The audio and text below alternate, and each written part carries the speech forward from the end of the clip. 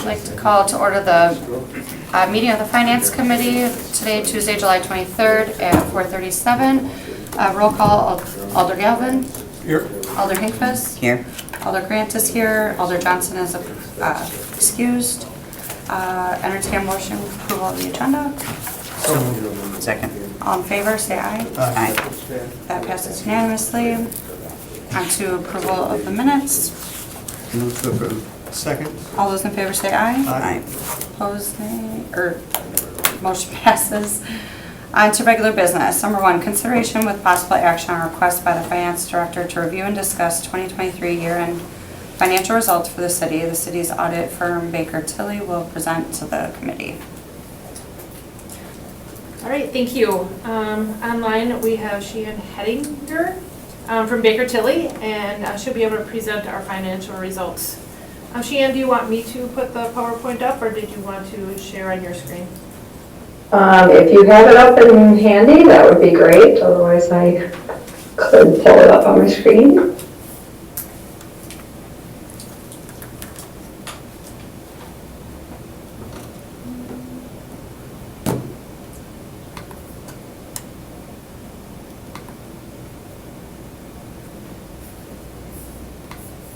All right, I think it's up. Okay, great. Do you have that financial highlights document? That's what I'll Thank you. focus on. Do you want to get started, and I will try to... Sure. Yep. Okay. All right. Thank you. As Diana said, I'm Sheehan Hedinger. I'm with Baker Tilly. We conducted our audit for 2023 back in April and issued 3 reports here in June, about a month ago. We have the financial statements with the ACFR, the large document that you get. Then the single audit, the report on federal and state awards, and then the reporting and insights letter. So I'm going to cover first the kind of financial highlights, go over some of the numbers, and then I will talk briefly on those other 2 reports as well. I do have welcome questions throughout if you have, otherwise we can save them to the end too. That's fine. Sorry, Sheehan, I didn't have your report available. I will get it in a moment. Okay. I have the wrong one loaded.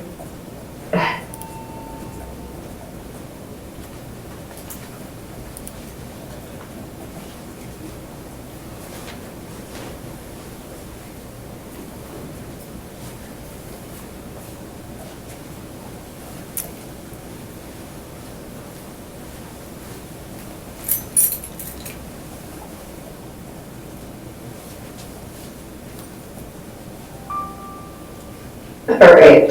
That looks good. Okay, if you want to go to the next page, we'll start there. Okay, so starting out, we're going to look at the general fund balance at the end of 2023. So keep in mind, this is a point in time balance, but it's basically what you have in reserves of your net assets at the end of the year. So the fund balance can be broken down into 5 categories as shown here. And the first line there is the total fund balance, which at the end of 2023 was sort of $34 million, which was about a $2.9 million increase from 2022. Then the 5 categories below that are, they are defined at the bottom of this page, but they basically go from bottom to top in order of liquidity and restrictions. So the unassigned being your most unrestricted available residual fund balance, and that balance being about $13.8 million at the end of the year. The assigned amount are actually both assigned and committed are internal designations. Much of your assigned fund balance is the sick leave, escrow, and compensated absences, so that $12.4 million has been set aside for those future retiree type payouts. The committed balance, the $2.9 million, is your transit operations. At the end of 2023, there was no restricted fund balance. That would be if you have some sort of outside creditor or regulator that requires you to maintain that balance. So at the end of 23, there was no restricted balance. And then the non-spendable is that which is in a non-spendable form at the present time. So about $4 million of that is like long-term portions of advances to other funds. And then the balance of it is tied up in inventories or prepaid assets and some delinquent taxes to be collected. So in the middle of this page, the summarized income statement, this is your very summarized revenues and expenses for the year. So as I mentioned, fund balance did go up about $2.9 million for the year, with revenues exceeding expenditures. Compare that to your final budget, where you did budget for actually a planned use of fund balance or a loss of just under $1.3 million. So then you can see the variance there by revenues and expenditures. That $2.8 million favorable variance over the revenues is largely due to investment income. We're seeing this across the board everywhere for 2023. The market performed much better than anyone was really budgeting for. So just your investment income in general fund was about $2.4 million over budget. So you can see that makes up largely the overage on the revenue side. The expenditures then coming in about $1.3 million under budget. There's really no one thing that jumped out at me as being, or one category as being the reason for it. So it was kind of spread across public safety, public works, general government and such. Pages 69 and then 76 through 78 of the big ACFR does have the budget to actual schedules, and you can see more of the breakdown there with some more detail. All right, jumping to page 2 then. So then we're looking at the fund balance and the makeup. So your general fund balance is one of the most important metrics within the financials to help assess the health of the organization. We like to look at fund balance in a comparison to expenditures for the year as well. So at the top there, the city does have a policy to maintain the unassigned fund balance to be 9 to 16% of expenditures for the year.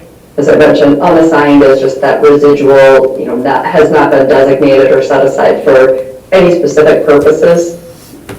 So that percentage at the end of 23 was 14% of your expenditures, so within the policy, and that is up from 12% in the prior year.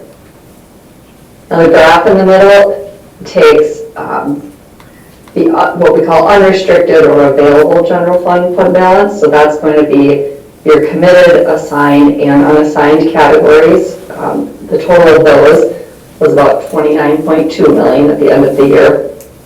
And you'd be taking that as a percentage of your general fund expenditures of the year, which were about $99.6 million. So that gives us this percentage of 29.3% available fund balance compared to your expenditures for the year. There's a couple other reference points here.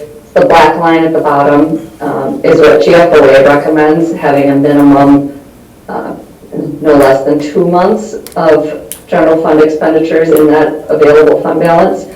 That equates to about 16.7%. So the city's 29% is about 3.5 months, basically on reserve to continue for you to receive no more revenues in the door. So that compared to that GFOA recommendation, the city's fund balance is adequate at end of year. And then the blue dots are other Baker Tilly clients within a similar population range.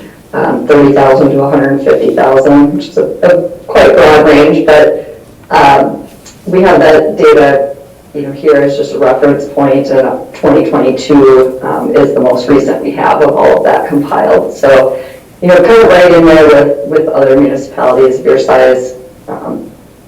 So no concerns there. Great. Then the next page, we switch to some debt metrics. The debt policy here, does the city follows the Wisconsin statutes, whereby the city can, the debt limit is considered 5% of the equalized value of the taxable property within the city. So the black line on the graph here is the debt limit for the past 5 years. Seeing that increase basically equates to you have a nice rising tax base and allows for more borrowing capacity each year if needed. The red line, though, is the city's actual outstanding general obligation debt. See, over the 5-year period, you've remained fairly steady on that line. So there is, at the end of 23, you're at 37% debt capacity, which really allows for, plenty of capacity in borrowing for capital projects if needed. And typically not needing to borrow for operations is a good thing too. Then the table in the middle is showing the debt, the type of debt outstanding at the end of the year. So within that graph above was the $180 million of outstanding general obligation debt. Then there's the revenue debt of about $38 million and the premiums of about $8.7 million. Those two categories are not included in the table above because those are paid from specific, the revenue debt is paid from specific revenue sources, so does not fall under that debt capacity limits. Then we have some comparative metrics from the Wisconsin Policy Forum. If you've not been out at this website, go ahead, click on that link sometime, and you can see how the city compares to other, specific cities within the state, how it compares to the state as a whole. This is actually the exact same board we had in last year's presentation because the 2021 numbers were available last year, and as of yesterday, that is still the most recent data. So the city does rank 203 out of 602 cities in Wisconsin as geo debt per capita. And then of the 10 largest cities in Wisconsin, Green Bay does rank 8th highest in the debt per capita and 7th in the highest used percentage of the state debt limit. That said, it does not seem out of line with the state as a whole. And like I said, that 37% is not considered out of line either. And then looking at debt service, so yet another metric to look at for debt, looking at what you pay in principal and interest in comparison to the remaining operating costs, so your non-capital expenditures. See that the blue line is the city, so at the end of 23, you had about 12.4% debt expenditures compared to total non-capital expenditures. The red line across there is the bond rating agency's recommendation, so they want to see a maximum of 20% of your debt being made up of your total expenditures. So the city has been consistently under that 20%, so that's a really excellent place to be. It's just one metric, but does help in your bond rating procedures. And then again, the black dots are just other big utility clients and where they have fallen in the past years. Right below this is the data that was used to populate those data points. So principal and interest for 2023 was about $22.4 million, and those principal and interest payments were made as scheduled. And then in comparison to the non-capital expenditures of almost $181 million for the year. Okay, so we focused a lot on general fund to this point and some of the other, the larger debt metrics, but here's just some of the other governmental funds within the city. The major funds, so those are sanitary sewer, the COVID grants, and the debt service, are the largest governmental funds of the city other than the general fund. You can see the sanitary sewer special revenue fund did have quite an increase in fund balance for the year. And then, so looking at that percentage, the unrestricted fund balance as a percentage of the expenditures, it's 103%. So essentially you have a year's worth of expenditures in your fund balance at year end in that one. The COVID grants, this is largely the ARPA money, the coronavirus state local fiscal recovery fund. That fund balance is assigned for the future public health and safety amounts for the most part. That increase in that fund balance was largely due to investment income. Again, there was about $1.1 million of investment income earned on that money that's sitting in the bank essentially. At the end of 2023, there was about $15 million left unearned revenue, unspent ARPA funds. So just keeping in mind that those are to be obligated by the end of this calendar year and then fully spent by the end of 2026. And the debt service remained fairly stable. That $3.9 million is restricted for debt service payments.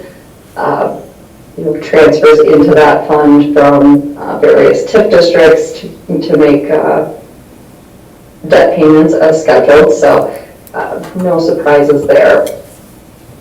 And then this is a short list of some of the other non-major funds, so the capital projects and special revenue funds. I just pull out some of the larger ones here. Not a whole lot of swings in these, though all of these fund balances are restricted, committed, or assigned for future specific purposes. Let's see, in the street construction, that one did go from just under $4 million to just over $7 million fund balance for the year.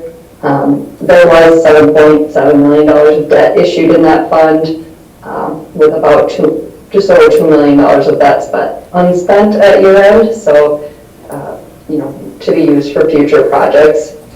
Overall, there was about $8.7 million of unspent bond proceeds at year end. So would anticipate some of these balances may go down next year as you finish up projects and use those funds. The fire equipment replacement fund did go down. That was really just capital outlay expenditures that caused that. And then TIFs 12, 21, and 22 all did have increases in their fund balance. So really that means the increment collected to that for this year exceeded any capital outlay or debt service costs.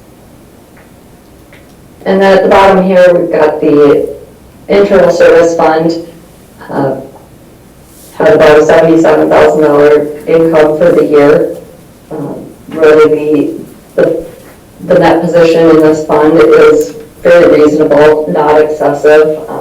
In comparison, there was about $13.6 million of charges for services within that fund this year. So really, you're holding about 3 months of reserves in that net position, which is, like I said, very reasonable. And the whole purpose of internal service funds over a very long-term life is to essentially break even. You don't want to be charging out more than is being used in those funds. So it's a very reasonable net position. It kind of covers the highlights of the numbers within the financials for the year. just go over the independent auditor's report. This would look very similar to previous years. We did issue an unmodified opinion, or otherwise known as a clean opinion for the year, stating that the financial statements are presented fairly in accordance with generally accepted accounting principles. One added paragraph in the opinion this year is the emphasis of matter for the implementation of GASB 96. So that was similar to last year when leases were implemented, and this time it's related to just subscription type agreements, technology agreements. So that was implemented and run through the financial statements for 2023. And then the remaining paragraphs within the opinion go through management's responsibility and the auditor's responsibility. So management is responsible for the preparation and fair presentation of the financial statements, as well as designing, implementing, and maintaining internal controls. We, as the auditors, plan and perform an audit to obtain a reasonable assurance about whether the financial statements are free from material misstatement. And I always like to point out that reasonable assurance is a high level of assurance. It is not absolute. So we are sampling transactions, using different risk-based approaches to pulling out what we look at. So certainly not looking at every transaction for the year. The other two reports then that I mentioned we did issue is the Reporting and Insights letter. Again, this would be very similar to previous years. It contains the required disclosures for the audit, things such as the accounting policies used, significant estimates. If there were any disagreements, issues, difficulties encountered during the audit, we would report that to you as the board. But happy to report none of those situations did arise. So everything went very smoothly from our end for the audit. And then there are internal control matters spelled out in there. So anytime we would find something considered to be a material weakness or significant deficiency, we do report that in this letter. For 2023, we do have the material weakness over financial statement preparation. We as your auditors prepare the financial statements and propose some year-end journal entries and such. So that has to be reported in that way. And then similar to previous years, we do have a significant deficiency over controls over payroll. So we've given some recommendations there and things to possibly consider to tighten up controls around that area. And then within the back of that letter are a few pages on the nature, scope, and timing of the next audit, and does encourage you as the committee, if you were to ever have questions, issues, anything in the audit that you feel we should look more closely at, we will take any of those conversations at any point in the year. So my contact information is at the front of that letter too, if you would be looking for that. The third report is the report on the federal and state awards. For 2023, we did have a number of programs that needed to be tested just based on the various requirements of the uniform guidance and what needs to be tested every so many years. So for 2023, on the federal program side, we tested the CDBG funds, the transit cluster, and the coronavirus state and local fiscal recovery funds, or your ARPA funds. And then on the state side of grants, we tested the recycling grant and the transit funds there as well. We did have, excuse me, we had one compliance finding that was also reported as a significant deficiency over reporting within the ARPA funds. It was typographical errors within a couple of the quarterly reports. Ultimately, we did not find that any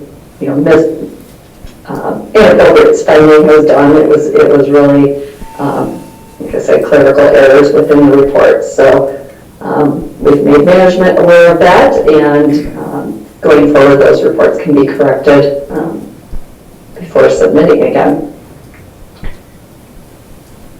With that, that does conclude my prepared comments. I do want to thank Diana and Linda and all the teams at the city, of everyone that we worked with. Everyone's very well prepared with things we asked for up front, very responsive to questions that we have throughout the process.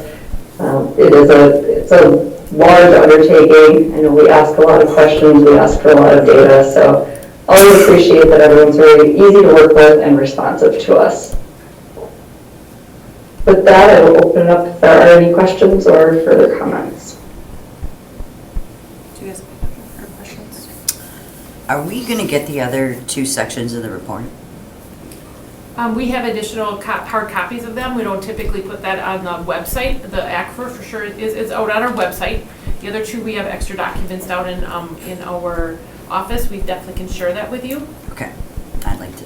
Okay. And the controls over payroll,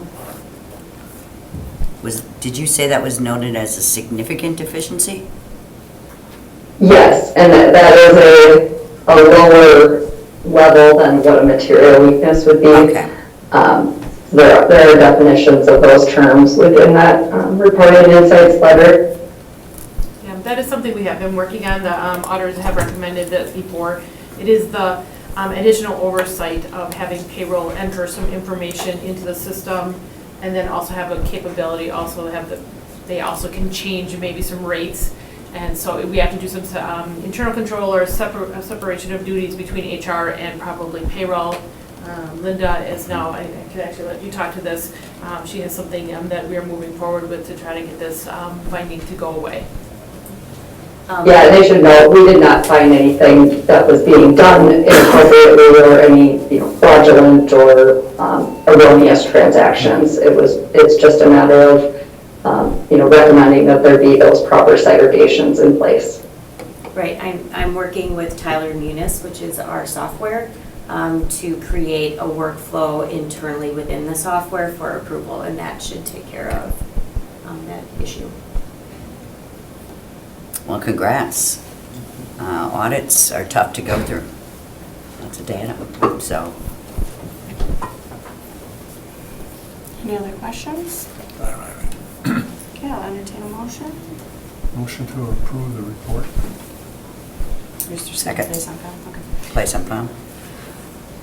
Oh, right. Yeah, receive it, please. Okay, all those in favor say aye.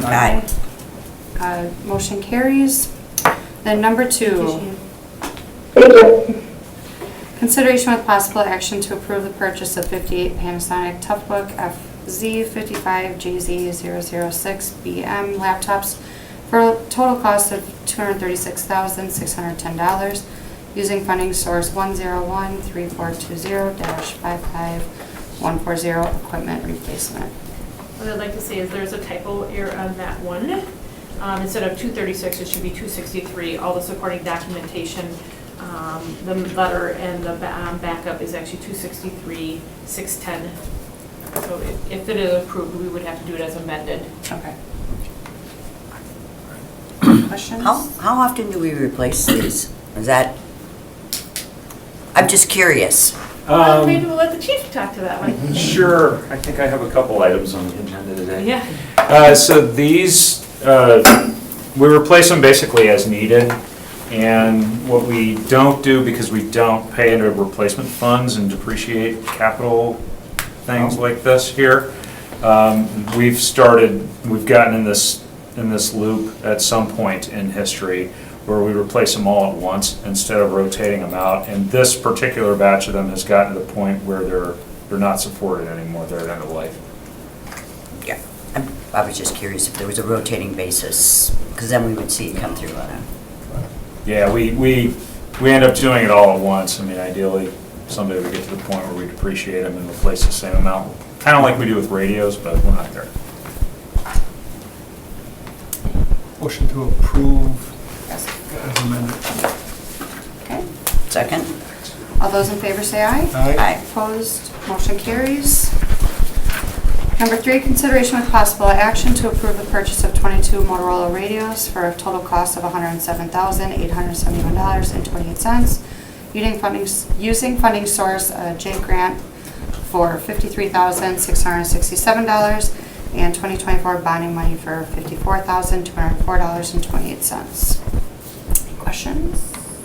Motion to approve. Second. Okay, all those in favor say aye. Aye. Opposed, motion carries. Right, Number 4, consideration with possible action to approve a 6-month extension to the planning option for the development of the city-owned parcel located at 3855 Finger Road, parcel 21-24. Explanation makes sense. This is the drop forge. Mm-hmm. I motion to approve. Second? Okay, all those in favor say aye. Aye. Opposed, motion carries. Number 5, consideration with possible action on the City of Green Bay 2025 fee schedule resolution. I didn't find anything that really jumped out. I looked it over and see anything. I mean, we have dropped some Fees. fees. So, Did we put any Bay Beach fees on here?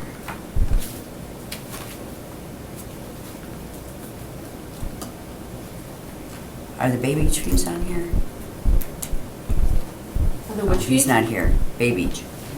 The Bay Beach fees? I don't believe that's part of, that would not be in an ordinance. that's separate. Okay, because I had put something through about whenever we set the fees that we do we do that at the same time, so. We brought this fee schedule around about 2 years ago. They started taking all the fees out of the ordinances so that the ordinance wouldn't have to be updated every single time that a fee was Okay. changed. This also gives the public and the council an opportunity to look at the fees each year. We bring it through at this time of the year so that if these changes are approved for 1/1 of the next year, we are able to build that into our operating budget. Any other questions? Move to approve. Second. Okay, all those in favor say aye. Before you do, Oh, yeah. No? taking a look through the table, it appears that one of a new fee proposed for this year was missed. So on page 48 of the packet, Red line. that'd be the red line version, page 62 is the clean copy version. Under ordinance section 16-82, there's currently a fee for stormwater management plan permit fee of $500. That is correct, but there are private entities during development that have to put private stormwater management facilities in. We are proposing a fee for doing the initial inspection of those private stormwater management practice inspection fee. Those are completed once every 5 years, and the proposed fee is $100 for the inspection. So we would ask you to amend and then adopt as amended. Can you give us the numbers again on that? What's that? Where is it, or? Did you say the 16-82? Yeah, it'd be under chapter, or under reference under Green Bay Municipal Code 16-82. Stormwater management And fee. you want to put a $100 fee? And it would be a $100 for a private stormwater management inspection fee. And I will get that language off to law department and finance so that they can make the amendment to the proper documents. So that's being added. That's a new fee, does not Yep. exist. Okay. We actually had to make an ordinance revision to provide for the fee to be Okay. collected. So the $500 that's there right now? That is a separate Separate. item, Okay, correct. just one? Yep. All right, so we're gonna, Motion to approve as amended? second? All those in favor say aye. Aye. Opposed, motion carries.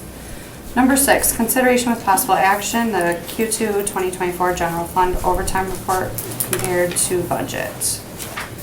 Does staff want to go first or do you want to open the floor? What? Is this yours? Again, this was a request that budget time that on a quarterly basis, we bring the overtime, an update on the overtime for general fund or general levy departments. So that is what's included in front of you. So do you have questions? Or yes, we can go through by department. How would you proceed? Would like to proceed?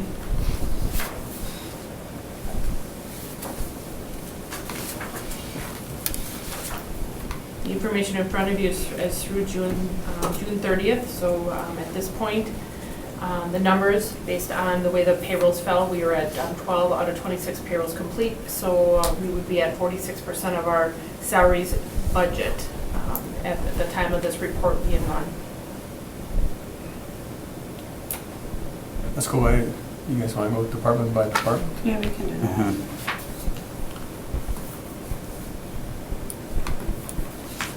So any questions on finance? Finance, that's really clerks and elections. Yeah. Yep, they're a little bit over because of, mostly, the clerk is not able to attend, but what happened is she has different staff, and there was, deputy clerk was here. They, when she built the budget, she didn't need as much overtime. Her staff in the past used to take more comp time, and then they would just take more time off. Now this current staff would rather get paid out, so that we're seeing slightly increase. The hours are still probably roughly the same as they had in the past. It's just the way the employee wants to get paid for the hours. So you're seeing a slight increase over budget for the election and clerks department.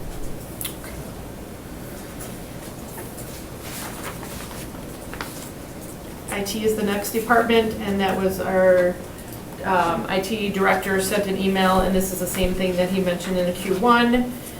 Being a new director, he just missed the line of overtime. He has a, let me see how he worded it. This is normal on-call overtime. Budget was in error, kind of missed it. Estimated the total cost for the year is about $3,000 to $4,000. It is just never normal on-call for his staff for any needs that come up. So we will see that throughout the year, a slight overage for a non-budgeted line item. So there was nothing appropriated for that? Correct. And he's saying that that was a mistake? It was a mistake. Okay. New director putting the budget in, yes. It's a Okay. normal on-call, and this is nothing out of the ordinary. It just got missed in the 2024 budget.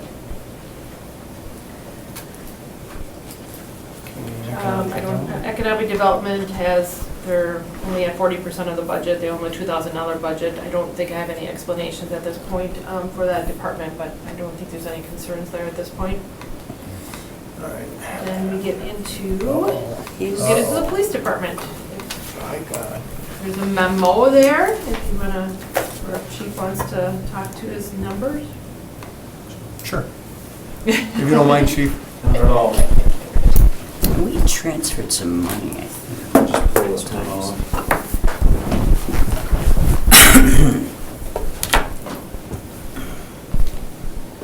Happy to try to answer any questions that you have.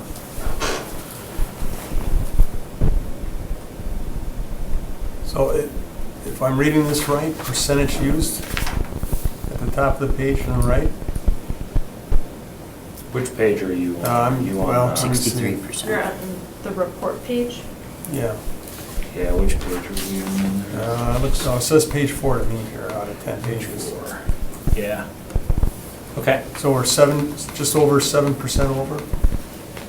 So that is, this number that's reflected in the report is a little bit misleading, not intentionally, but that's the total amount that we've spent up to this point, which that total amount would be above our budget for the year.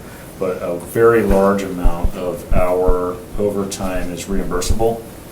Packer games. Right, and so what we do, and if you, there's a memo that should be in your packet that we wrote for the quarter that explains the breakdown of how much of that 1.3 million we're billing back to somebody else and we're being reimbursed for, so that we don't count that revenue back to overtime against what we spent out of our general fund overtime budget.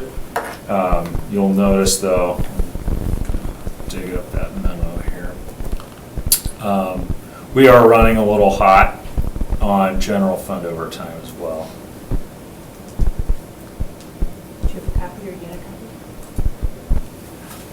I have it. Yeah, if you, I don't know if you see that memo in there, but that provides the breakdown. And so right now, we are at a little over $793,000 in overtime expenditures that hit the general fund, 1.14 million, I think it is, for the year. And even that number is conservative, because what that doesn't account for is overtime that officers take as comp time, which then doesn't have a direct budget impact, versus overtime that they just ask to be paid for at time and a half. So, but, you know, all that to say, we are running a little hot. You would expect that.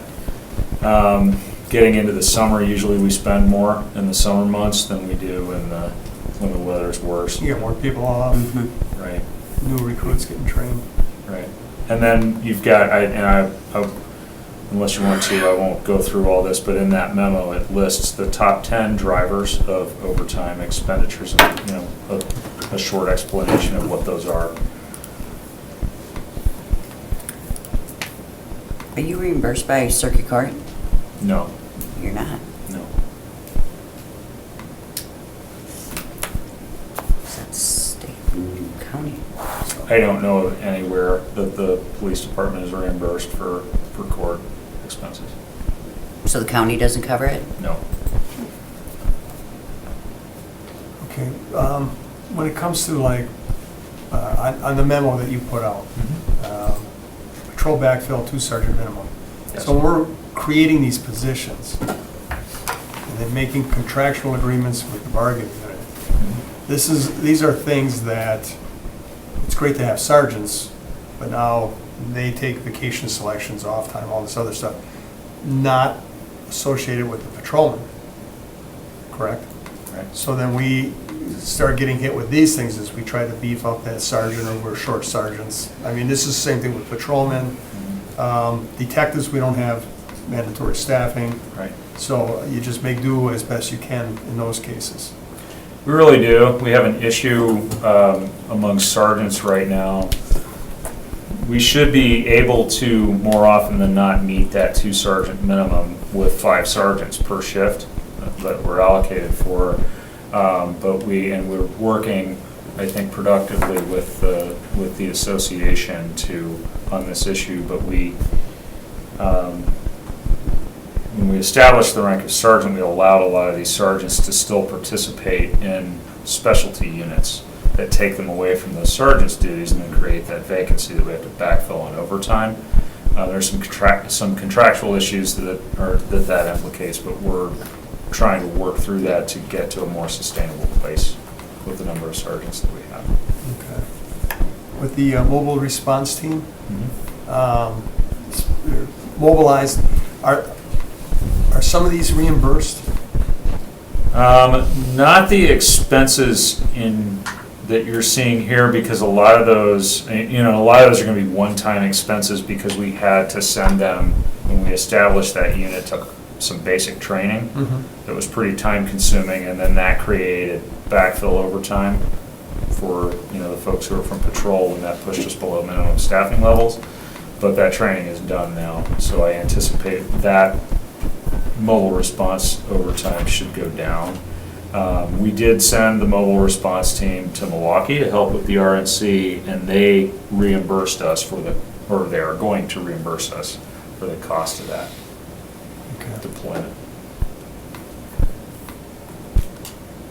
I mean, a lot of these circuit court hearings,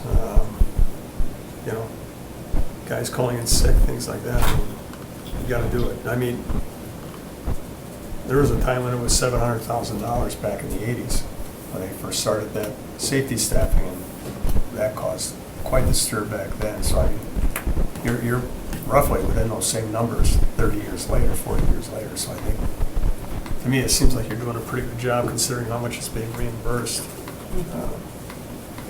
All right. Thank you. You bet. Next up, fire. Now those guys. Come to the hot seat. All right. Hello, good evening. So as our MO shows, we're currently tracking with a slightly under budget. We anticipate that to continue with our current staffing and move to end the year we're slightly under budget. That was kind of the goal of filling those positions and. Right. So it's paying off. Yeah, I think so. And like I said, we have, and that prevents us from, having the proper staffing, allows us to make sure our apparatus are staffed fully, and we have some obligations there with our minimum staffing levels and things, so that certainly makes some sense for us. And this new unit that is going into place, the paramedics, that is going to be compensated by other That's organizations? entirely 100% grant funded, correct. All right, and that's 3 years, right? That's actually just for this calendar year? year. What do we do next year? We hopefully have good data and can figure out a way to fund it moving forward. Okay. But that would be just purely, like I said, the goal of this is to capture data, and then we have to figure Right. out funding source for next year moving forward. Okay. Well, hopefully it's successful and we Yep, can do that. I hope so too. All right, I have no more questions. No, me neither. All right, thank you. Thank you. Department of Public Works.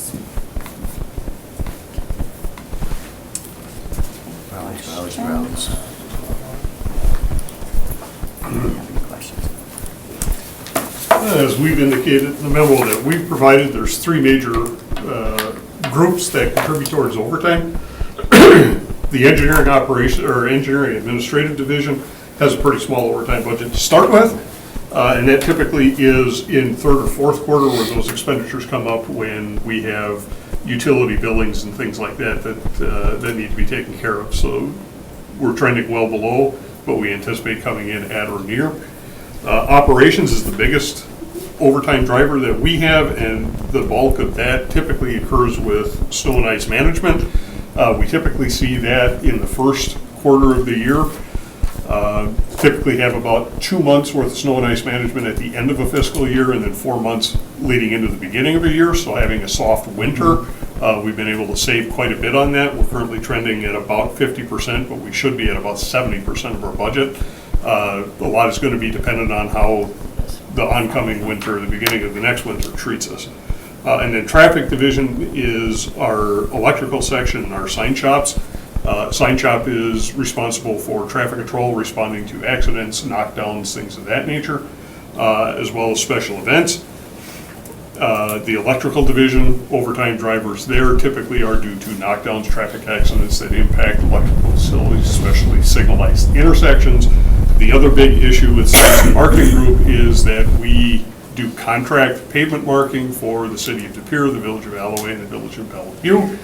While that does generate a little bit of revenue for us, while our folks are out painting in those other municipalities, they are not completing their core duties here, so that does incur a little bit of overtime on our folks. Also, when we don't get seasonal staff, if we're not bringing in seasonal help, unsuccessful in recruiting seasonal help, that places more demand on the regular full-time help, and there are only 5 people in that traffic signs and marking division who have to do all of the pavement marking, all the signing needs, and all the traffic control, including special events, for everything that we do. So the fact that they are current, and again, with painting starting in early May and getting a warm spring, an early onset for warmer temperatures, we were able to get out earlier this year than we typically do, but the bulk of those expenditures have been made already, so we do expect that to catch up over time and come in at or near budgeted overtime for the year. Is it worth it for us to have them contracting out? No, we can still do it much less expensively than what contracted services No, can. what I'm saying is we contract out for the surrounding communities. Is it worth it for us to be doing that if we can't get the seasonal help, and then puts us in the hole trying to get our work done? I mean, it's great to do a favor for our Yes. neighbors, but Yes, it is.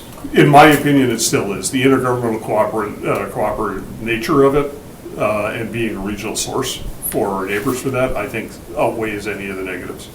okay. And with the mild winter we've had, and the offsets, has there been any upsurge though with the amount of rain we've had and the related issues that come with that? Not yet, but we wouldn't necessarily see that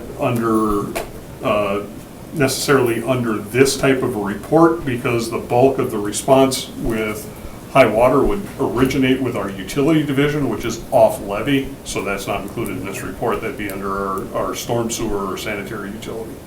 Also, when we have flooding, that's how we bill it. Well, if we are responding with sewer trucks or pumpers or things that need to clear lines, you know, that type of equipment, that's all utility labor and utility equipment, so that wouldn't show under the levy report. So that goes into their budget. Correct. And then 260,000, you're budgeting that every year. After 3, 4, 5 years, do you look at that and say, you know something, we're just not spending this money? We look at it every year. Last year, we dropped down to 264. The year before, we were at 380. Is that wise to do with the weather being so variable sometimes? I mean, granted, out of $100-some million budget, you know, $100,000 doesn't seem like a big deal, but if you get caught short, where do you get the money from? You know, hopefully panic. it's savings or.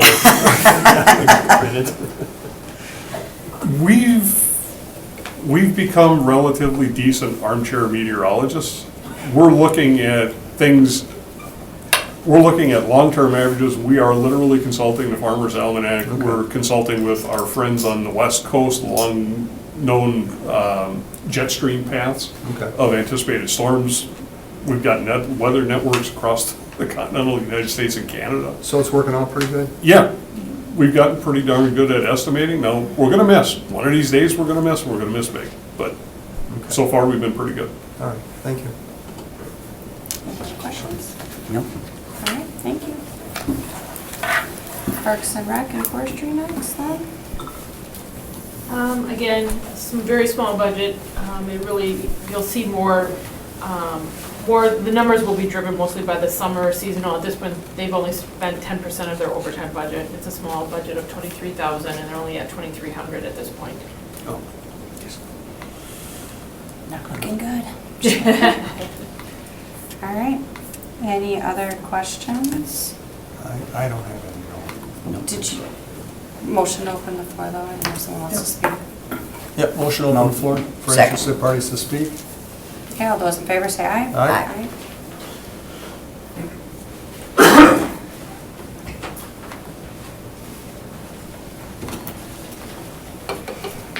My name is Mark Berglund. I live at 806 North Broadway, and I am an employee of the Parks Department.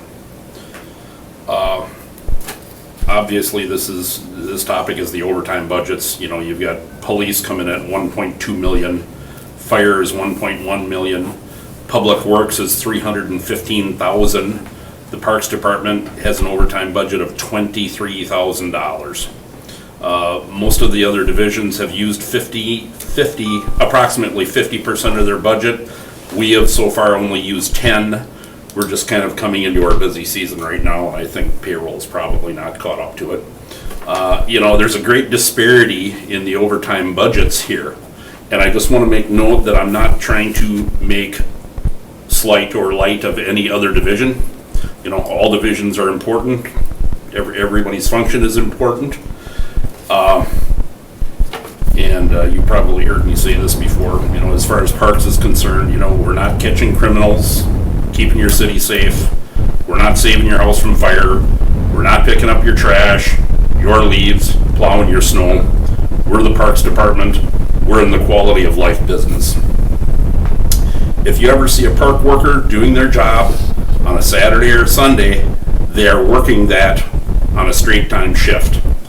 And they have to take a shift off during the week so that it is not an overtime situation. So every week we are short manpower. On any given Sunday, you have 2 people working the day shift, 2 people working the night shift. Then the following Saturday, which is the same payroll week, there again you have 2 people working the day shift, 2 people working the night shift. So any given day on that week, you are short 8 workers, 8 shifts, I guess you would say. And we only have 24 park maintenance workers. So at any given day, we are down 25%, reduction of workforce. And I'd like to tell you that our park workers take our job just as seriously as police, fire, public works, and I think that's evident in the quality and condition of our park system. We work weekends for straight time because we do not have the overtime budget. The money just isn't budgeted, so that's all we can do. The city of Green Bay is almost, from what I'm told, 36,000 acres. We have 67 parks in our system, parks and green spaces. Those parks take up 2,700 of those acres. That's 8% of the city is parks. And we have 24 park maintenance people that have to maintain them, which, equates out to more than 100 acres per person to maintain. It's a lot of work. We have an amusement park. We have a wildlife sanctuary that has animals. We have 2 aquatic centers. We have 1 Olympic-sized pool. We have 9 splash pads, 3 wading pools, 31 baseball diamonds, 23 of which are used and groomed every weekday. We have 32 soccer fields. We have 4 football fields. We have 2 disc golf courses. We have a tubing hill with a magic carpet lift. We have 2 snowboard hills with lift ropes. We have a skate park. We have an extensive trail system that covers most of the city. We have between 800 and 900 garbage cans out there, including almost 200 alone just at Bay Beach. And they all get checked and emptied every day if needed. Take away our park systems and all the things that we have to offer, how would our quality of life look in our city? Maybe it's time to look at increasing our park overtime budget. It hasn't changed since before 2021. Wages have gone up, our budget has not, effectively making less available overtime hours. We keep on enhancing and adding to our park system in event snowmaking, the magic carpet, more trails, more ball fields, more shelters in the near future with Light Park and then the shipyard and the JBS property. What we've not been adding is manpower, newer equipment, or a larger overtime budget. We at Parks, in my opinion, continually do more with the same, or most time, less resources. I understand there's only so many tax dollars to go around, but maybe it's time to look at our whole park operating system budget. Thank you for hearing me speak. I'm just trying to bring a little awareness to our situation. After all, you must be aware of a problem before you can fix a problem. Thank you. Has this been brought up in negotiations with the city? Well, you mean as far as increasing our budget? Or Staffing? staffing? Yes, absolutely. I mean, we have a Park and Forestry Labor Association. I'm the president of that association. We usually have regular meetings, during the fall, spring, winter, monthly. Summer, of course, they get cut back, as do all the committee and council meetings. We bring that up all the time about manpower and all of our responsibilities and everything that we have to do. And of course, the overtime situation. And, everybody understands they have to work weekends, that's what it takes to make our system what it is. The problem is you got these guys working weekends, they're working for straight time. That's tough, especially when you see the majority of the other divisions, if they work anything outside of their 40 hours through Monday through Friday, they're getting overtime. And then there's the other part that we're missing all these people during the week. So we're always constantly trying to play catch up during the week because we're missing guys from working the weekend. And obviously everybody would like to make more money. I think everybody does. There's some people that would value their time off more. There's some guys that do not mind flexing time off during the week. There's other people that would prefer to work more and make more. But we just don't have that option because we just don't have the budget. And, I don't want to say anything bad about our management team. They're all great people. From our supervisors to our superintendent to our directors and everybody. They're all great people to work with. Just everybody's hands are tied because the money isn't there. So, yeah, yes, to answer, yes, I have brought this up routinely.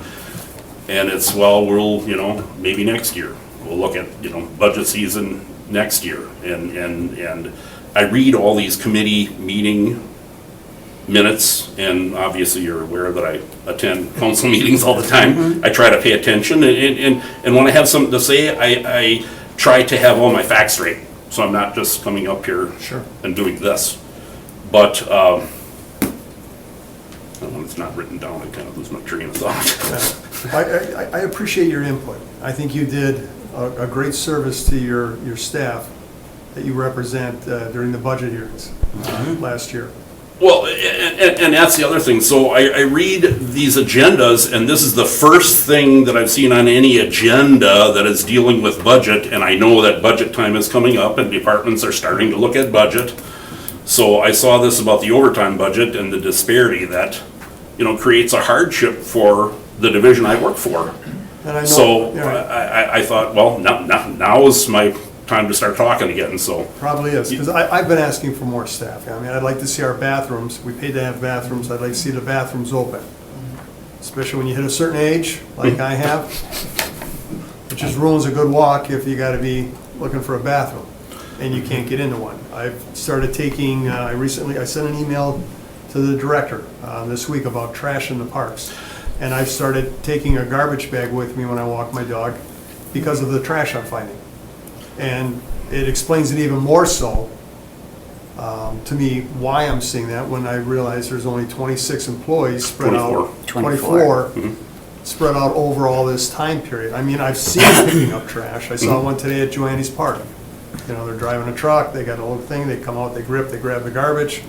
But there's other parks that they're not able to get into them, the bigger parks, with a lot of the brush and stuff like that. So you make some good points here. And we do take that serious. In fact, every morning at 6 a.m., we have a division-wide meeting that everybody attends.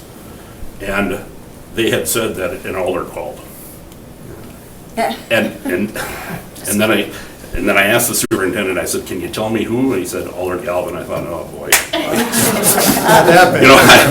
I've got to go tout our cleanly parks, and then he's. Well, I'll own it, but because I think our parks are an asset that when I go to other communities and I see how they operate, and you look, because you look, as an alder, as a cop, I would look at how cops did stuff. I'm looking at how other cities and communities have their parks and what they do for them, and we have a huge asset here.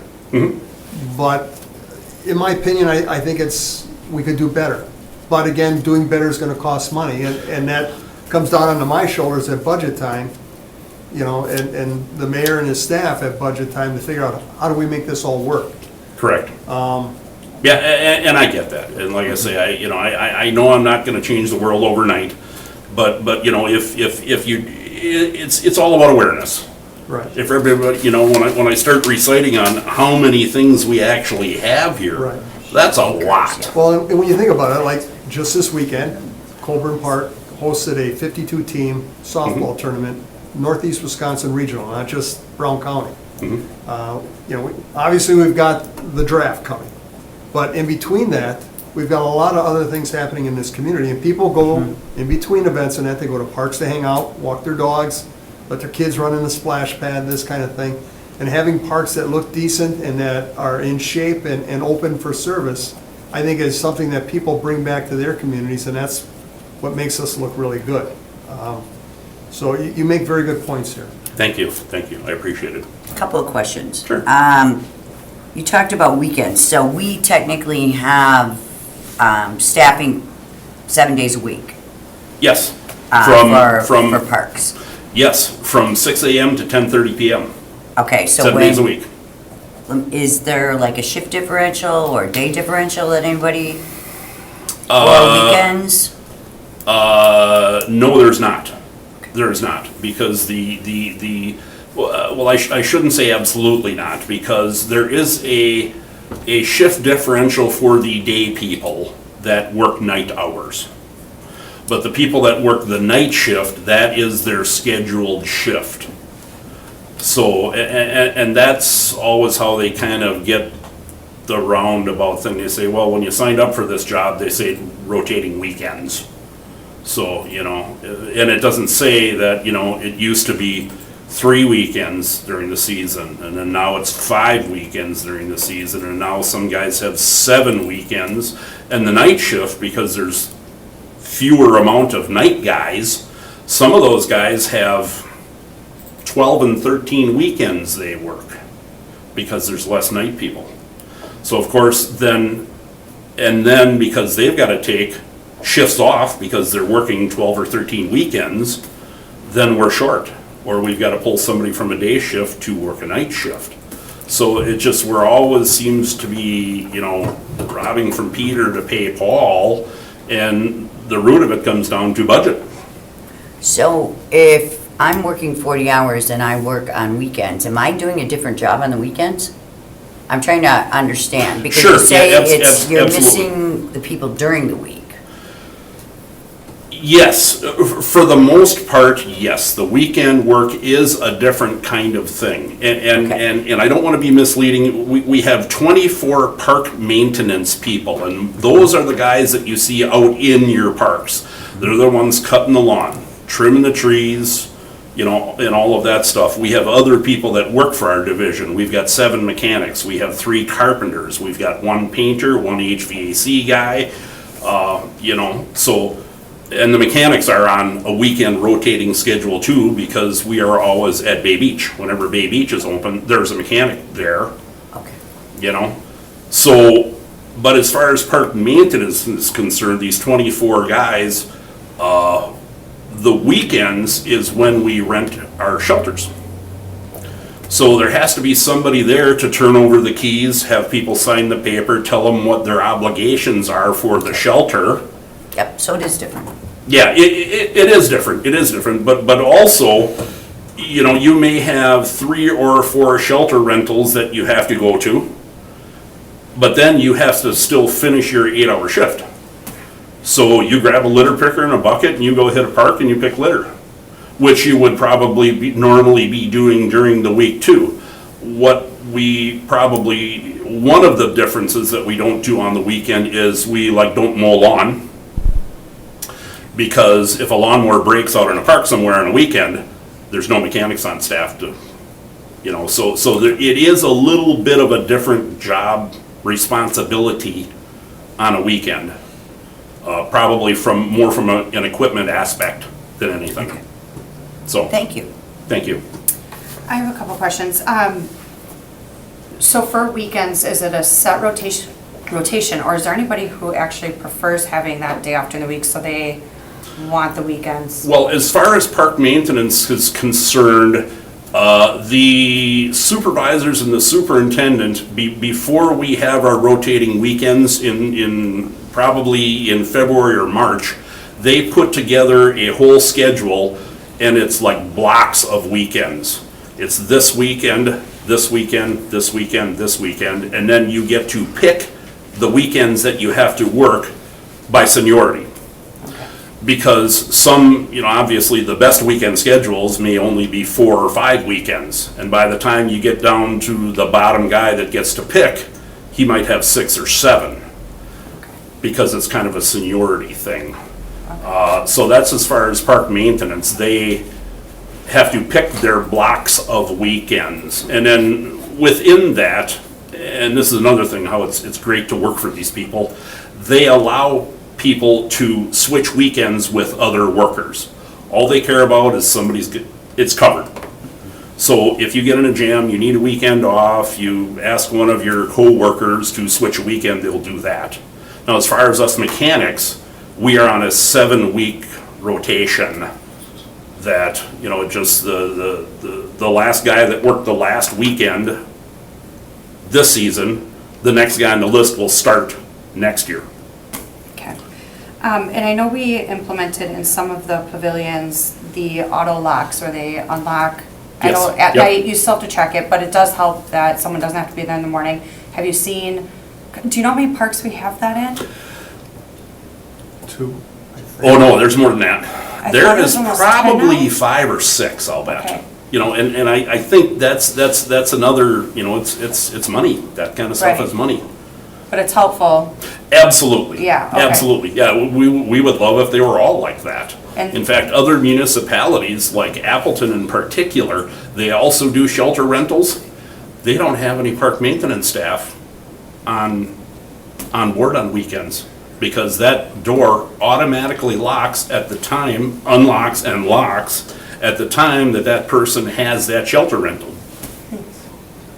So- Share with this being a 2024 budget item, do you think we should save this for a 25 budget discussion? Sure, I just, yeah, I had a question just because I know we did, just in the conversation of budgeting, yes, I know we have grants for the Conservation Corps. I think we've implemented some things that have, I think, helped with staffing, and I don't know if that has helped in a sense that, I understand what you're saying with the overtime, but if it offsets it a little bit and makes some of the tasks during the week at all a little better, if what the improvements we're making, if it's helping at all, or if we need to adjust that as well. Sure. So I just wanted to ask Like I those say, questions. Mm-hmm. the auto locks, I think that's great.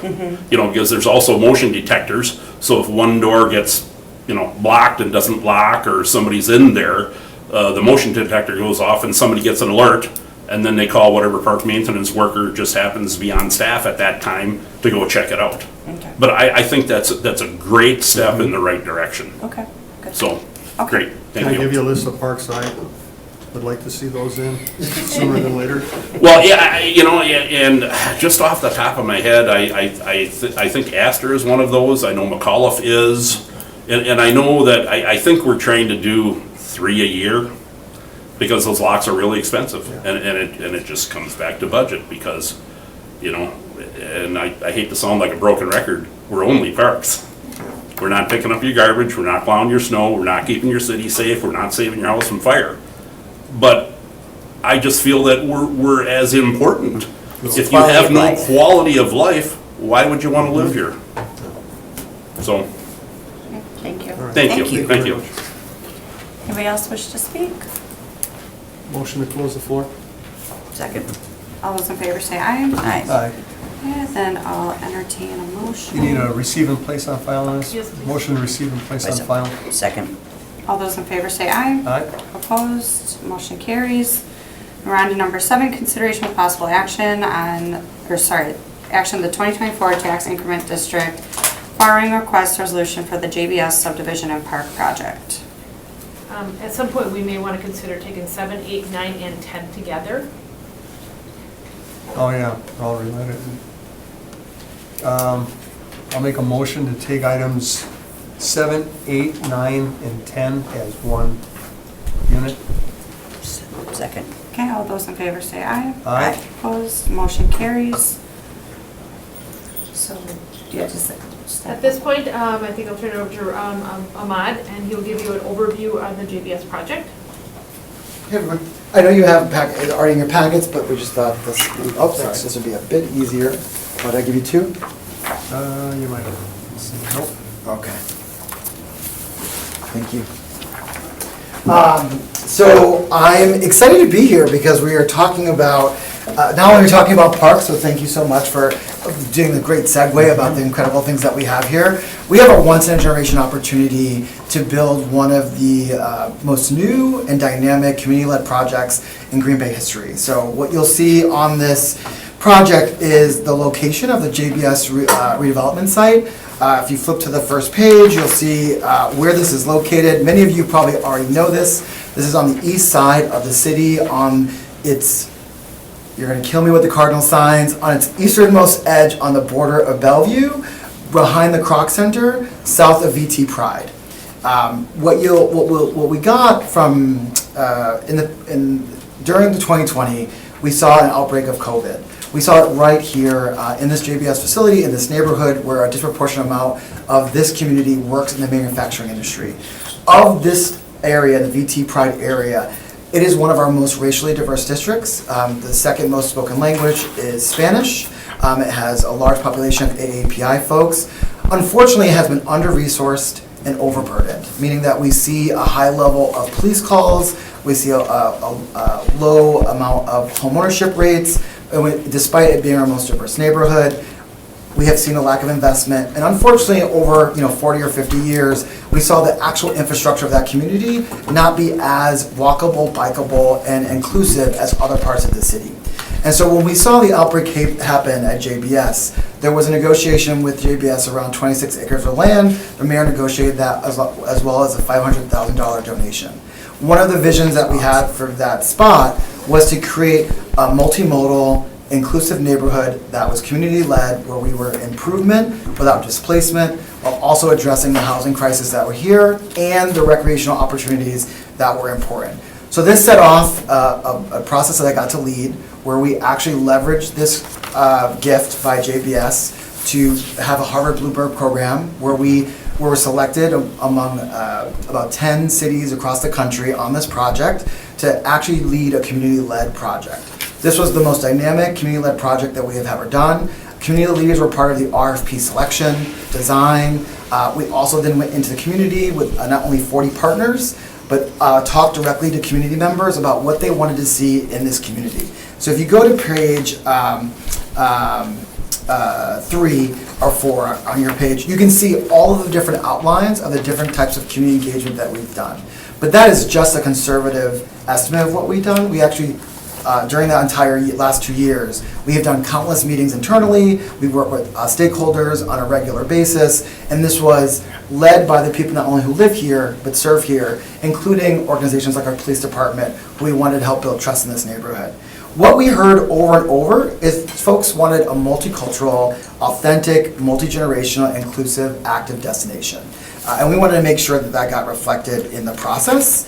What you'll see on 6 and 7 is what we designed. So the 3 major components of this project is a boulevard, a destination playground, an urban barn/urban farm, and the infrastructure to create at least 200 units of housing. This would absolutely expand this neighborhood further than it's ever been. So we're talking about not only about 200 units, we're talking about potentially 1,000 new people in this neighborhood with mixed types of housing across the income spectrum to really make a dent in our housing crisis. We were excited because community members actually helped us design what kind of housing and what kind of elements that we would have in this. And what you'll see on page 8 and 9 are essentially 2D renderings of what the entire site will look like when we approve, with the support of the council, this investment. And so what you'll see here is, this is without the housing, is the community boulevard, urban barn, and a destination playground. These would be state-of-the-art. Just to give you a scope and size, the boulevard would be the size larger than Titletown. So you would be able to be in this middle boulevard, and it's about double the size of Titletown, where you'll be able to walk, food trucks, multi-generational swings, which I'll get into in a moment, which sounds really exciting, performances, engagement, lighting, and art, literally double the size of Titletown.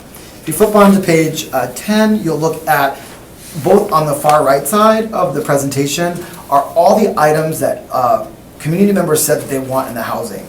What you'll find adjacent to that is the renderings from the 2 housing developers, Rebel 49 and Gorman, who, if you couldn't tell, almost looks exactly like what the community leaders wanted and community members wanted. We are putting mixed income housing in this neighborhood, so we're doing multi-generational housing, single-family units, apartment units, from studios to 4 and 5 bedroom. What we know is that families are looking for larger sizes, but we also want to make sure that we keep the density up so that we can address the housing crisis that we're facing in the city.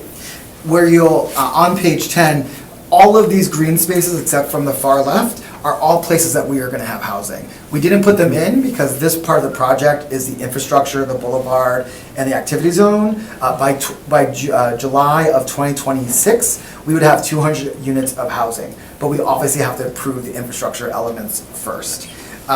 Just to give you some sense of some of the cool designs on page 11, these are all of the pictures on the outside are all the things that community members identified are key components that they wanted to see in a recreational walkable space. What you'll see is these, we call them porch style swings. These are inclusive to all abilities and all generations, that you can sit with your grandparents or someone who might be young at heart, or kids could sit on it and all swing together at the exact same time. There are fire pits, folks can have barbecues. What we heard over and over again is that people wanted small community gathering spaces but in public.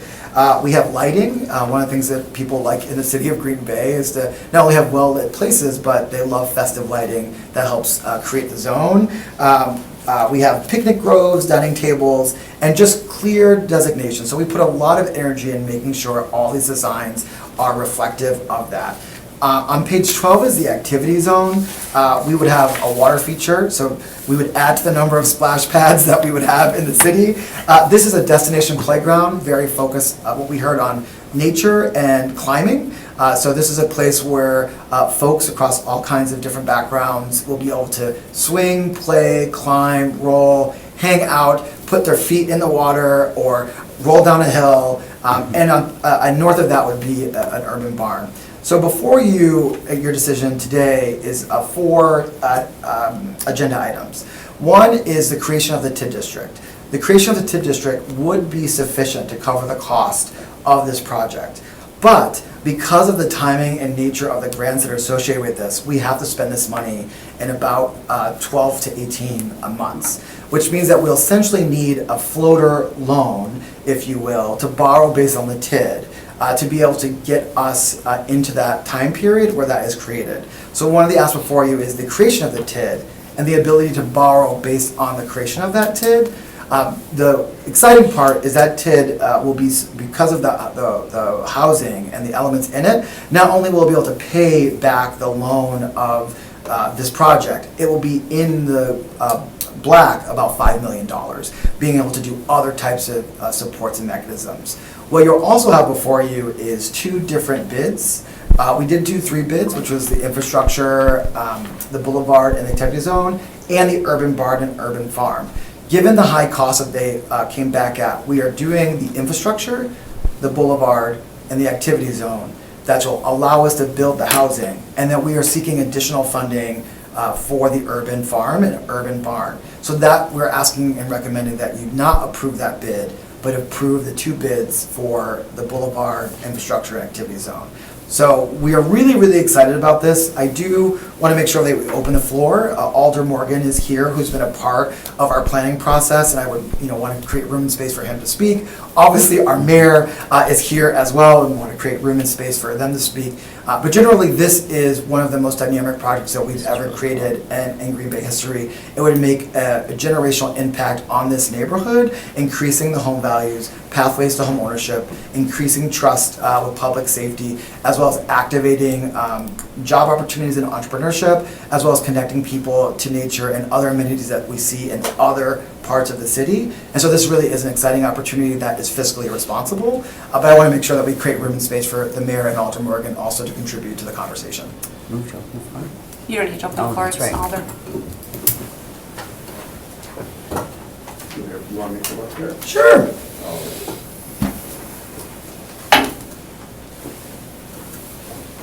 Bill Morgan, 2405 Grosse Court, Green Bay, Wisconsin, and I am the alder for this district. And I've had the pleasure of going to as many meetings as possible since I was elected, and I'm seeing nothing but positives in this whole thing. Well, first of all, our city is in need of affordable housing. This is going to address it some way. It's not going to solve our problems in the city, but it's going to address it. I've talked to developers, one of our major developers. He's very interested in what happens here because he would like to see things improved like the Imperial Lane area, August Street. And he sees where this is all going to tie together. You'll be able to walk from this development over to the Imperial Pride area. And he's already starting to purchase some properties in that area. And like I say, I think that's going to help one of our probably most neglected areas in the city of Green Bay, in Imperial Lane, August Street, and these areas. So I see it as a positive for that. It's also going to help some of our employers. They'll have places for some of their employees to go live that probably couldn't find something, Even my children are having trouble finding rentals they can afford. So it'll help everyone, you know. Sure, JBS is the one promoting it, and they're hoping that'll help them, but I think it's gonna help all our citizens of Green Bay. Like to say, I'm 100% behind this. I think Ahmad and his crew have done an outstanding job. They put a lot of time in this. So right now, I feel we have an opportunity to do something, to solve some of our problems. I hope we can get this through and not waste all this.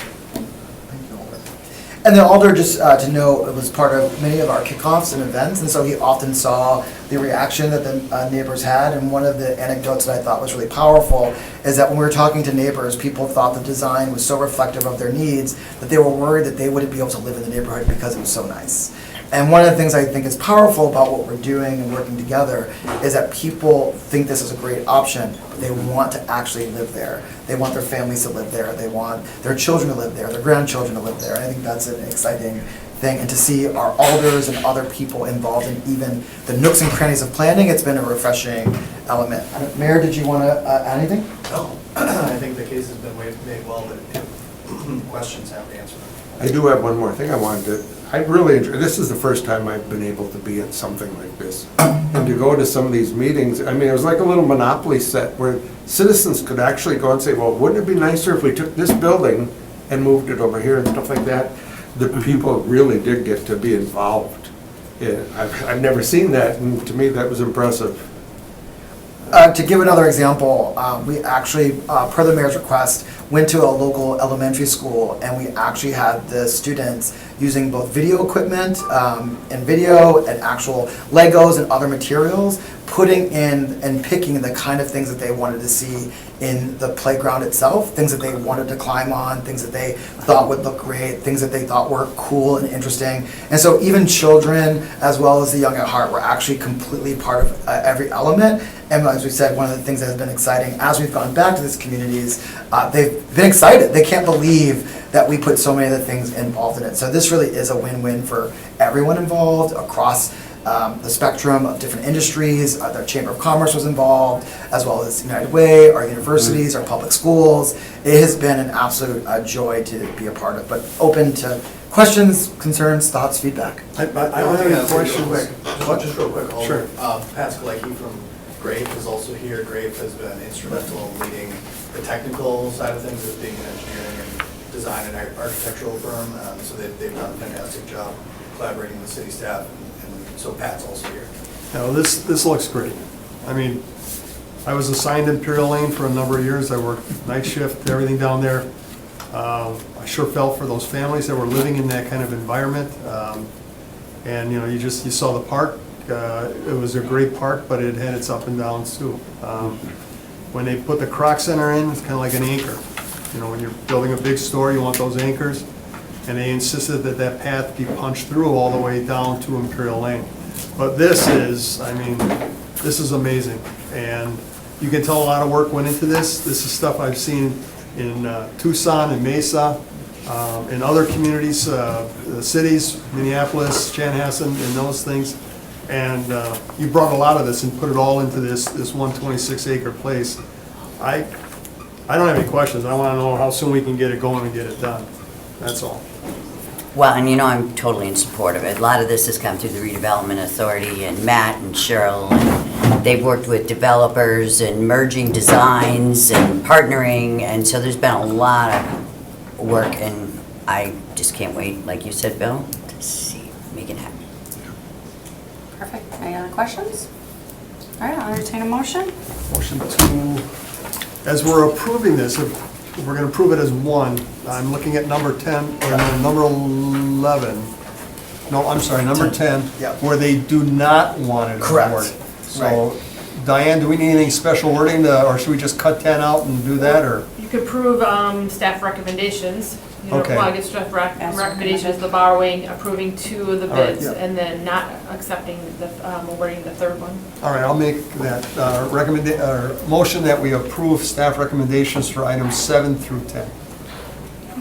Second. All right, all those in favor say aye. Aye. Opposed, motion carries. Thank you. All right, number 11, consideration of possible action on accepting an AmeriCorps planning grant for $63,627 to hire a community corps assistant for a limit of 1-year term. Motion to approve. Do we want to take that money out of contingency? That Or is, is that a that comes separate on one? number 12. So do we want to approve Okay. the position first? Yes. Okay. Motion to approve. Second? Okay, all those in favor say aye. Aye. Opposed? Motion carries. Then number 12, consideration with possible action on using $9,400 of the existing contingency fund as a match to the American Corps Planning Grant and to include the remaining $13,009 of required matching funds in the 2025 budget. Looking at our contingency fund, we're over halfway through the year. This would be just a small chunk of that. And considering that we're going to put the rest onto the 2025 budget, I don't have a problem with using this money. But we don't have enough to absorb within the budget right now. I mean, it's only $9,000. I mean, I suppose we could try and find it in salaries or benefits that aren't being used. Or if they're under budget right now. Or, I can speak to that if you want. sure, So I I'm just think it Maria, went 5 I'm the minutes. coordinator for the AmeriCorps program, currently for the Conservation Corps, and will be the supervisor for this community corps. So the reasoning that we can't put it just in our budget currently is because this is a brand new staff position. So we don't have a line item for that. All of our other ones are strictly grant funded. So my salary and our field assistant for the Conservation Corps are already lined out and grant funded. So those are already pretty tight, so we don't have anything, because we're our own division for the Conservation But I'm looking at Corps. parks overall. Mhm. If they're over or under budget and if it could just be absorbed. I know we've done the same thing with fire and police and some of that. It's, park bosses or Diane, Oh, that's a Diane. Diane question, kind of.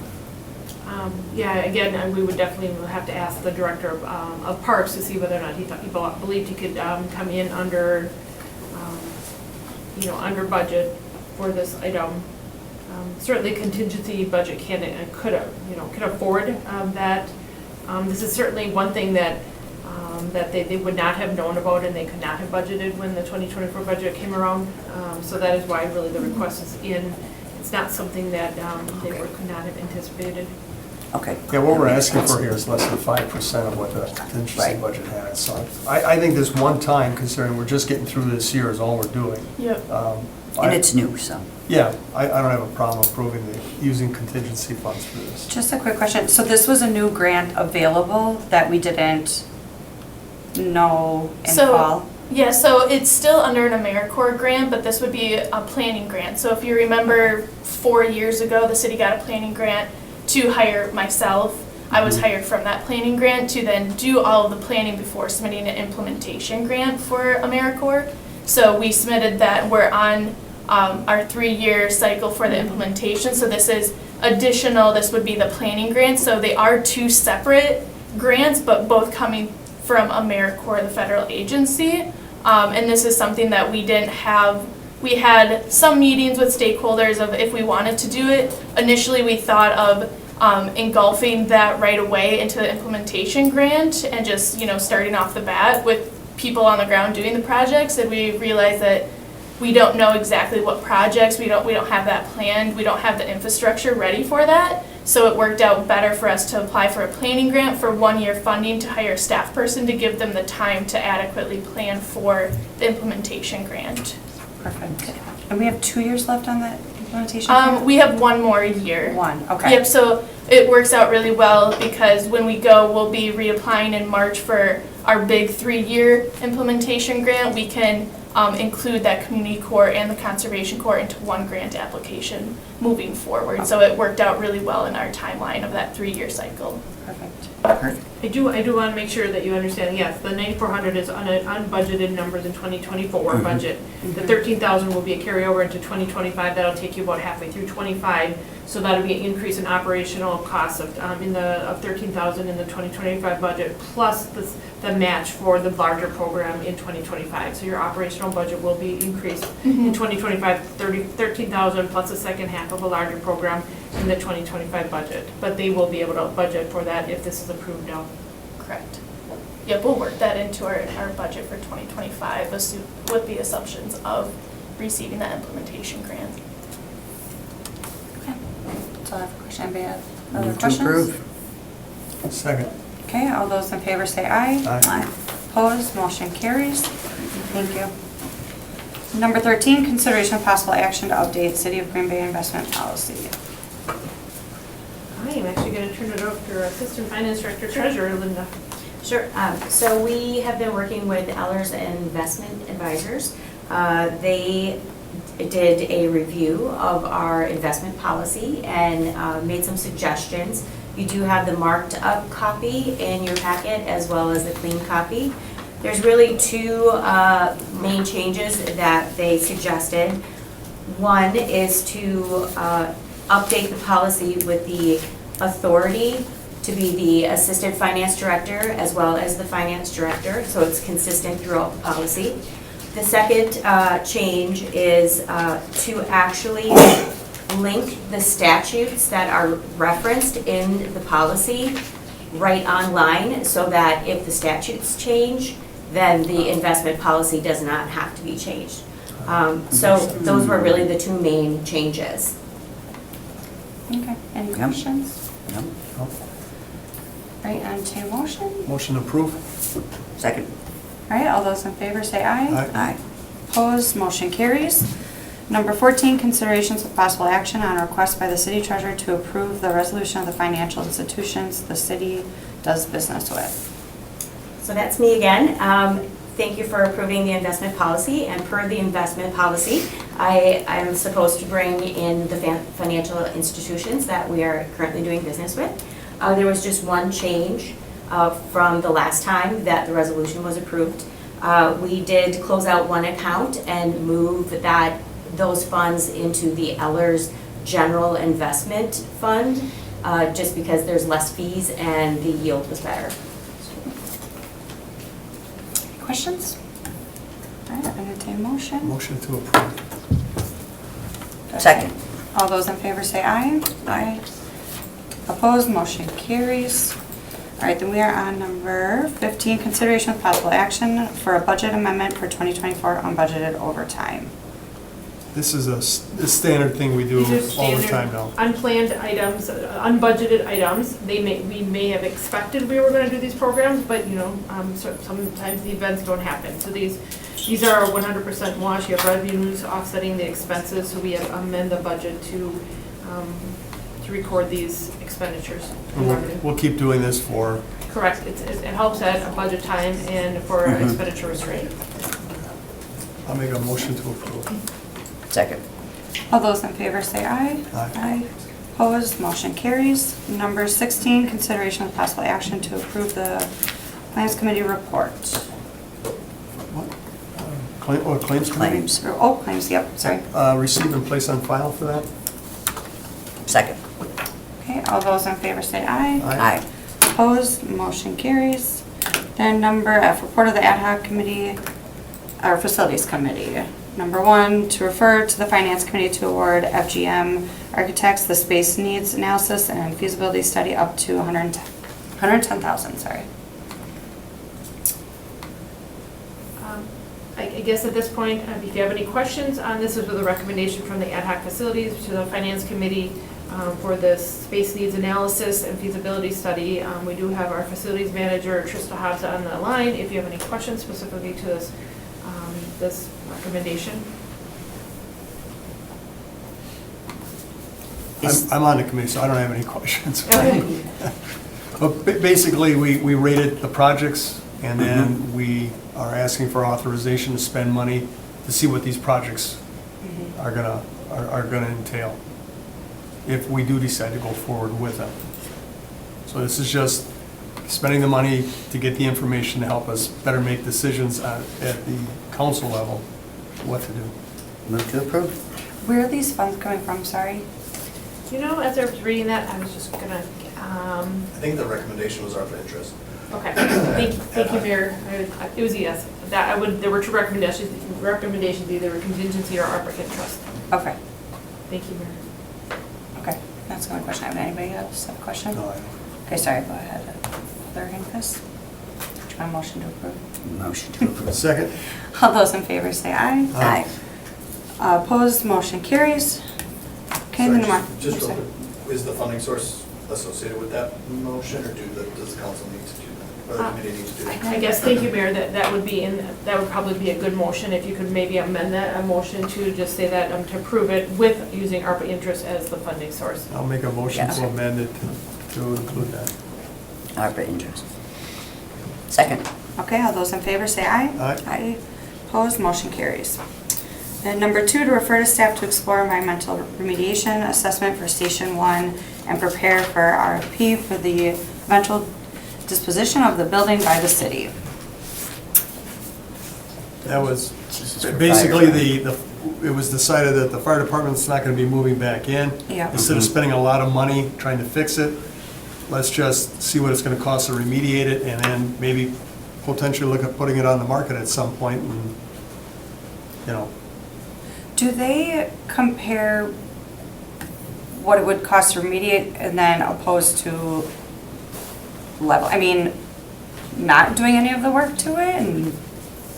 Sure. I don't know, like, if they So- could give us both options, like, I guess. And I guess like where we're at with the building, obviously, we've been out of that building for a long time. We've been struggling to find space to work for our administration staff. We, with this building, the remediation due to the flooding that occurred pays for that.